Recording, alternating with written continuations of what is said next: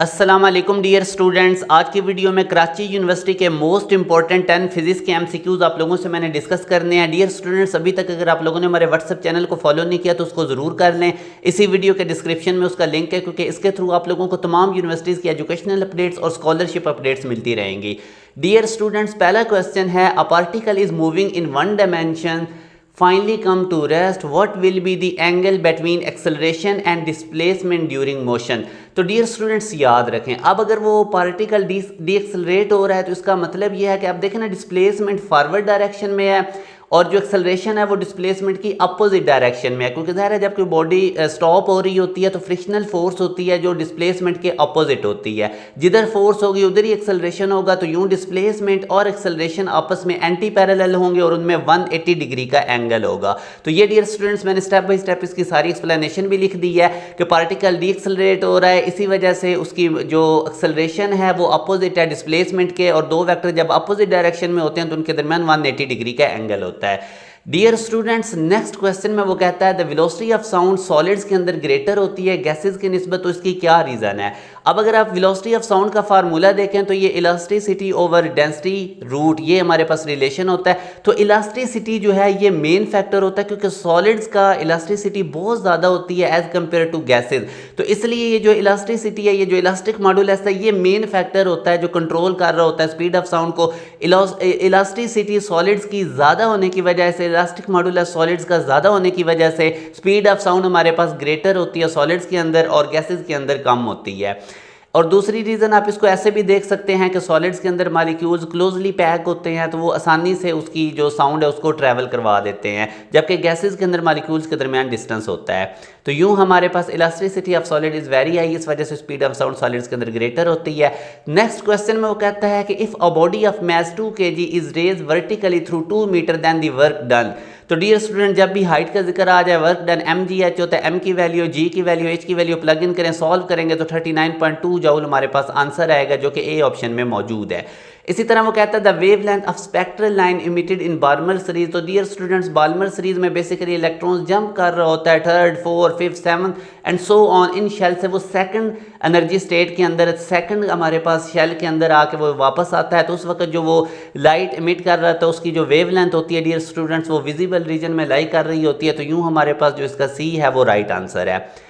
आगे वो कहता है कि वेवलेंथ एक्सरे की उसने बता दिया है, wavelength of X-ray find out करो, ग्लैंसिंग एंगल उसने 30 डिग्री बनाया है। और इसी तरह एटॉमिक स्पेसिंग उसने बता दी है, ये डी की वैल्यू होती है 2 × 10⁻⁻10 मीटर, फर्स्ट ऑर्डर डिफ्रैक्शन है।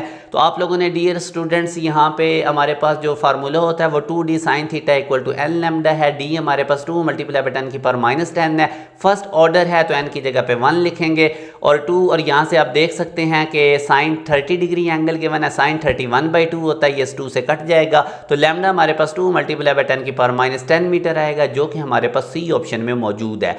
नेक्स्ट क्वेश्चन में वो कहता है the displacement of a body is related to time s equal to ct² the dimension of c। तो डियर स्टूडेंट, c की डायमेंशन निकालने के लिए अब हमें s पता है कि डिस्प्लेसमेंट है, टाइम t है, तो c को सेपरेट करें, ये t³ उससे जाके डिवाइड होगा तो lt-3 हमारे पास इसकी डायमेंशन बनेगी, जो कि a ऑप्शन में मौजूद है। इसी तरह नेक्स्ट क्वेश्चन है, a 5 microfarad capacitor has a potential difference across its plates of 200 volt the charge on the capacitor. तो चार्ज का formula Q equal to C V होता है, सी को वी से मल्टीप्लाई कर दें। ये 5 माइक्रोफैरड था तो 5 × 10⁻6 करें, आगे 200 है। तो डियर स्टूडेंट्स इसको सॉल्व करेंगे, 1000 × 10⁻6 1000 10⁻3 होता है, 60 10⁻6 है, तो 10⁻3 कूलम हमारे पास आंसर आएगा, जो कि बीटा ऑप्शन में मौजूद है।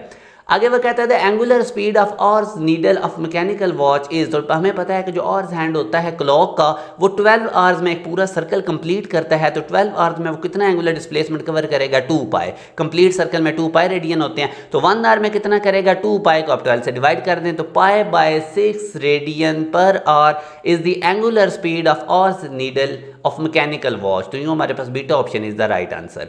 अगर वो कहता है एक बंदा है, उसका वेट है 1000 न्यूटन और वो स्टेशनरी लिफ्ट के अंदर है। जब वो लिफ्ट मूव करती है अपवर्ड एक्सेलरेशन 10 मीटर पर सेकंड स्क्वायर से, तो उसका हमारे पास वेट कितना होगा। डियर स्टूडेंट, जब भी कोई चीज़ अपवर्ड जा रही होती है ना, तो उसका एपरेंट वेट हमें ज़्यादा फील होता है। तो एपरेंट वेट को टी से डिनोट करें, रियल वेट डब्ल्यू जो उसका ये गिवन था, इसमें एम ए का इजाफा हो जाएगा। ए एक्सेलरेशन से वो अपवर्ड जा रहा है, यही अगर वो लिफ्ट डाउनवर्ड आती तो हमें रियल वेट कम फील होता है, जो हमें एपरेंट वेट है वो कम फील होता है रियल वेट से। तो डब्ल्यू में से एम ए माइनस कर देना था डाउनवर्ड आते हुए, और अपवर्ड जाते हुए डब्ल्यू के अंदर एम ए प्लस कर देते हैं। Simple dear students, values plug in करें।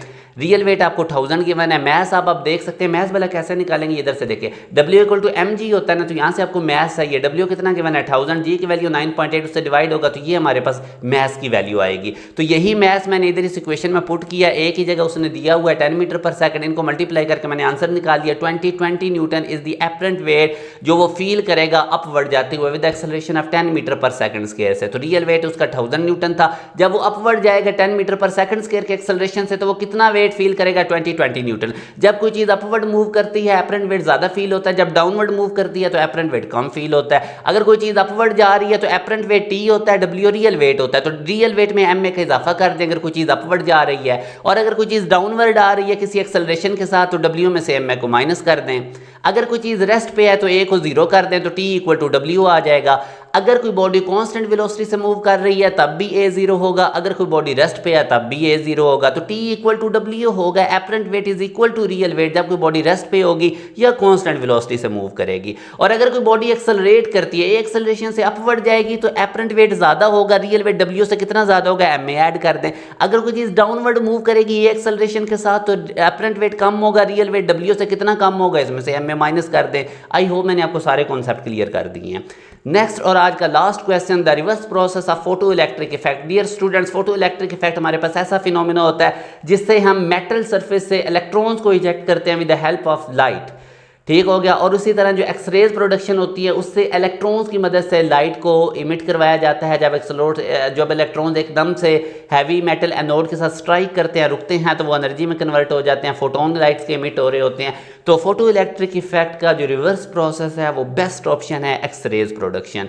तो ये डियर स्टूडेंट्स आज के क्वेश्चन थे। डियर स्टूडेंट्स, कराची यूनिवर्सिटी का टेस्ट देने के साथ साथ मैं आपको रिकमेंड करूंगा नस्ट और फास्ट यूनिवर्सिटी का टेस्ट जरूर दें। अल्हम्दुलिल्लाह हमारे बैचेस से पढ़े हुए बच्चे 4000 प्लस टॉप रैंक यूनिवर्सिटीज़ के अंदर बैठे हुए हैं। डियर स्टूडेंट, नस्ट यूनिवर्सिटी के अंदर 800 प्लस हमारे बच्चे इस साल गए हैं, और फास्ट यूनिवर्सिटी के अंदर 550 प्लस। तो जो बच्चे भी कराची यूनिवर्सिटी का टेस्ट दे रहे हैं, मेरी एडवाइस है कि आप लोग नस्ट यूनिवर्सिटी का भी टेस्ट दें और फास्ट यूनिवर्सिटी का भी टेस्ट दें। और इनकी प्रिपरेशन के लिए हमारा बड़ा कंप्रीहेंसिव बैच अभी 1 वीक पहले स्टार्ट हुआ है, उसको आप ज्वाइन कर सकते हैं। स्टार्ट वाले लेक्चर्स की आपको रिकॉर्डिंग मिल जाएगी। इस दिए के कॉन्टैक्ट नंबर 0304066600 पे आप व्हाट्सअप करके हमारे बैच की डिटेल्स ले सकते हैं। डियर स्टूडेंट, जितनी ज़्यादा यूनिवर्सिटीज़ के टेस्ट देंगे उतने आपके मैक्सिमम चांसेस बढ़ेंगे कि आप टॉप रैंक यूनिवर्सिटीज़ के अंदर जा सकते हैं। नस्ट बहुत अच्छी यूनिवर्सिटी है, फास्ट यूनिवर्सिटी बहुत अच्छी है, तो इन तमाम यूनिवर्सिटीज़ के टेस्ट दें आप लोग। और भी काफ़ी टॉप रैंक यूनिवर्सिटीज़ हैं, तो इन तमाम की प्रिपरेशन आपको हमारे बैच में करवाई जाएगी। इस दिए के कॉन्टैक्ट नंबर पर व्हाट्सअप करके आप हमारे बैच के अंदर अपनी इनरोलमेंट करवा सकते हैं। अपना ख्याल रखिएगा, दुआ में याद रखिएगा। अल्लाह हाफिज़।